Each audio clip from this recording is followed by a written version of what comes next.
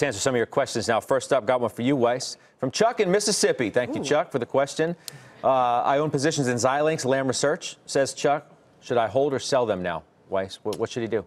First is the caveat. Is it long-term? If it's long-term, very long-term, hold on to it. Short-term, I think there's weakness. The stocks still have had a huge move, and I just don't think the environment is great for them.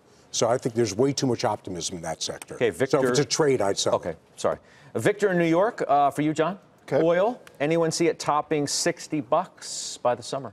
Well, you're going to get two big chances, two big catalysts that are out there in the future.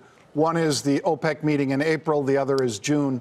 They're not expected by anybody that I've heard to raise in April, but they're perhaps moving towards that in June. So I would say time frame June for you as far as a catalyst. I like that. Okay, TRB, your turn. Ken Siegel in Wisconsin. Question. Thanks, Ken.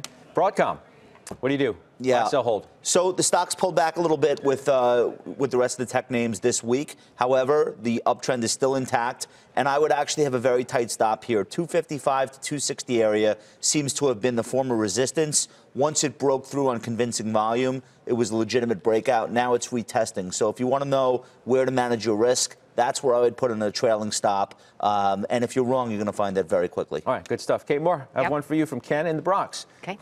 With the ECB move, where do you see EEM going from here? I like this question. Thank you for it. We are pretty constructive on emerging markets for anyone who's heard us talk recently or over the last couple of years. But I will say that overall dovishness from developed market central banks, both from the Fed and now from the ECB, really lays the groundwork for emerging market policymakers, monetary and fiscal, to stimulate. So this is pretty good for assets. And we see, frankly, a lot of upside, both in terms of earnings growth as well as GDP growth for EM in aggregate.